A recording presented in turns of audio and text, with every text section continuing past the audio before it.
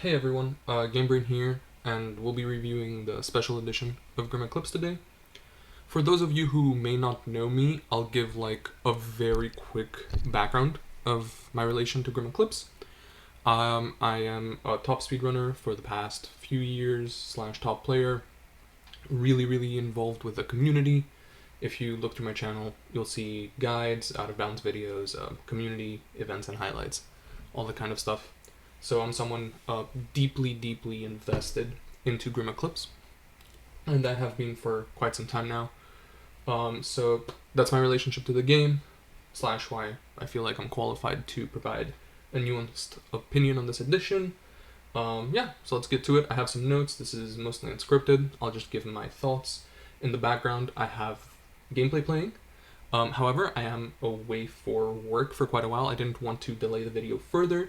So the gameplay you're watching is me playing in potato mode on my work laptop. So that actually should say a lot though, because it is quite smooth compared to the Steam editions. Potato mode, and we'll get into optimization later in the video. The way I'll structure this is I'll kind of just go over the features and the new features and changes that I think are good, of course, and then some difficulties this edition of the game faces. As a disclaimer, it does not have the Switch content. This is a good thing. The definitive edition changed animation canceling for the worse, which is why I don't think it's the definitive edition, and I haven't really made content for it on this channel. Up until this moment, the Steam version was, in my opinion, objectively the best version of the game, but I think that this special edition on Google Play offers some pretty cool features that are worth discussing and looking over. So yeah, I hope you enjoy the gameplay in the background. Nothing special, just playing through the game a bit. And let's get into the new features. One of the biggest features of this edition of the game is that it is free to play. So starting Chapter 1 and ending in Chapter 1, you can try this game out. If you've never had the chance to play it, you can just play the first chapter. All 4 members of Team RWBY are in the game for free. And there's no time limit or anything like that. You can always just play free, and you can play online with your friends on that specific chapter for free. Of course, if you want to play the full game, including the alternate game modes, you do need to buy it, and all DLC is back from the Steam edition. Notably, a really big plus for this game, this is the cheapest version of the game out there in terms of US dollars compared to the Steam edition. What we are currently looking at is Steam is around $20 if I'm not mistaken, and this Google Play version is $10 for the main game while also letting you try it for free. And then I believe each DLC, at least the characters, are about $1 cheaper in US dollars. Your local currency may vary, and whether or not taxes are applied to Google Store purchases may also vary. But at least in the way I experienced the game, it ended up being significantly cheaper, and I pretty much do own Grimm Eclipse in every platform. And if we exclude sales, this was basically the cheapest I've ever purchased the game for. So that's pretty exciting. Some other new features that aren't just on the purchase side, you can change your name. There's a built-in change name feature. I assume this is to mirror the ability to change your name on Steam. This is a pretty neat feature. I doubt anyone will misuse it to impersonate anyone, but the community is pretty tight and small, so everyone would kind of know. Rooms are also a big thing. In the past, if you were not playing modded, it was impossible to choose what room you go into. And in Steam, you had to basically add people as friends to join it. Now each room has a code. As long as someone gives you the room's code, you can join whatever room you like without having to use quick join. I think that is one of the best features added. However, the number one change that I am really excited for is the optimization. This game runs so smooth. Compared to the original build on Steam, I could definitely tell this build was optimized somehow. You can see right now the potato mode gameplay. The animation cancels I am doing all feel incredibly smooth. I was not expecting to be able to, on potato mode, just have such a smooth gaming experience. Running with the game's worst settings on a work laptop, I am getting better performance than the definitive edition on Switch, and I am getting better performance than what I would using better graphics mods to make the game smoother and easier to run on Steam. So it's really, really, really nice to see this optimized version of a port. So I was very excited seeing that, and I don't have any feedback yet for FPS at much higher quality of the game, but I mean, I can post an update once I'm back home. But as I said, I will not have access to my main Steam version and computer for a while, so I didn't want to delay the review for that. If anything, it will not be worse than Steam, judging by how well this is optimized, and it could potentially even lead to a bit of higher FPS. For anyone who's not aware, FPS is directly tied to how fast you can animation cancel some abilities, and just of course makes the game smoother and more fun to play, right? It just feels better to play in it. So, some difficulties with this version. While these are great new changes, I mean, I'll start. The order is pretty much random in how I'll go through these, but I think some are more significant than others. First one is the storefront and the community. The truth is, getting someone to play on Google Play Games is much, much less likely than Steam. There is an established Steam community. I would say out of the 500 members in the community Discord, the majority of them are PC players, with Switch also having some amount of players, and then the other two consoles have less, so PlayStation and Xbox. But getting all these people who already own Steam to buy this version of the game is difficult, and even for new players, I'm not sure, outside of advertising, why a new player would navigate to the Google Play Store to get this version of the game. For niche things like speedrunning, I do have a hunch that this version of the game is actually superior, but that is a very, very niche sub-community of an already small and tight community, so that affects like 10 people. So with that, in addition to the community issues, is modding. Modding is another topic where, due to GVK's mod, we have access to tons of texture edits, sound edits, user interface edits through the Steam version.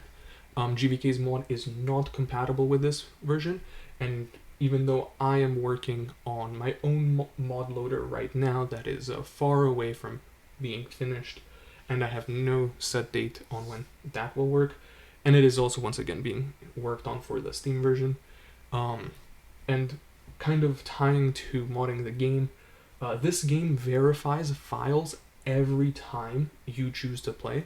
It is actually quite frustrating, and I'm not sure if this means you can't play offline, but whenever you want to boot up this game, you need to, like, the game just automatically attempts to verify the files. This is probably the most frustrating feature, I would say, and something that just harms like the casual player experience. If someone from Farbridge ends up watching this, please change that. Speaking of some frustrating experiences as well, is controller issues. So Grimm Eclipse does not natively read PlayStation 5 and Xbox One controllers. On Steam, you can mitigate this issue by simply using the built-in Steam interface for controllers to treat them as different controllers. However, this interface is not built into Google Play, at least I could not navigate to it. So to get my PS5 controller working, I believe there's Xbox buttons on this player now, but I am using a PS5 controller. I had to use a third-party software to make my controller compatible with this version of the game. That is not an issue within of itself, but it's definitely something I would say is a big downside compared to the Steam version. Not having that built-in controller check. And finally, there's the issue of bug fixes. I believe there were claims to having some bugs fixed. However, I will just cite the largest bug in the game is still not fixed, which was introduced when whoever worked on the code for Switch mode made some changes to the PC code, and it was, we still get the wrong enemy spawning in Grim Gauntlet. When time runs out, instead of getting a major Ursa, we just get a regular Beowulf, which means there is no penalty for time running out in Grim Gauntlet. This has been a bug for years. I have attempted to report it to Aspyr, got no response. I have attempted to contact Farbridge, no response. And it's just very sad to see this edition of the game ship, and the bug is still in there. Similarly, a few other bugs are in, but there's truly no harmful bugs in the game. There's like 1 or 2 ways the game can soft lock, but this can only happen out of bounds, so if you are not intentionally attempting to mess with the game won't mess with you. So I will just say that one big bug, though, with the Grimm Gauntlet spawn makes me kind of sad that it's not addressed in this version. However, the Steam version is the same, so it's not like one version has the bug and one doesn't. It's just kind of a universal issue I was hoping would have been fixed. So, as an overall verdict, just looking at the new changes, which are being free-to-play for Chapter 1, name changes, rooms, definitely really good optimization for Windows, and the difficulties being the storefront and community, no mods existing, having to verify files every time, as well as like some bugs still being persistent, and controller issues for modern gen controllers. I would not say this is necessarily a better version than Steam overall. I think it has its niches where it could end up being better. Once again, I'll have to do a lot of tests for speedrunning, but I have a hunch this is a slightly better optimized version of the game for FPS when it comes to speedrunning, techs. But overall, I would say this is a good edition of the game. I would be happy to spend $10 to play the game and whatever is needed to get all the DLC if this was my first time experiencing the game, and I would highly recommend it. Is this the edition of the game you should get if you've never played Grimm Eclipse before? I would say no, simply because Steam has the largest player base. This is a game that is very fun to experience with friends, and mods can also be very fun. So I would still recommend Steam for your first experience of the game. However, if you want to test out the game, this is a great way to use the free-to-play feature and just see how the game feels, as well as just having fun with friends. I would say it's an overall good edition, and ranking it among the editions, if I was to say, it would be Steam number 1, Google Play, so Special Edition number 2, and then I would have to say PS4 number 3, Xbox number 4, and Definitive Edition on the Switch number 5. So this would rank in as the second best edition and release of this game, and potentially in some cases even beat Steam for some things. So overall, I'm very happy with this release. I hope Farbridge does more with the game. I'm a bit worried that they will update Steam. I've been trying to get in touch with the developers, but sadly no success yet. But nevertheless, overall, a great release, and I'm excited to see what they will do. And if you're a new player, just trying to get into Grimm Eclipse, and you have any questions, you can definitely reach me down below in the comments, or reach out to me in any of my socials. I'm always happy to help new players, and the Grimm Eclipse community specifically is very welcoming to new individuals. So I hope you all enjoyed the review, and I hope you can have a good one. Let me know if you have any questions, or if you have something to add or disagree with something. Hope you have a good one, everyone.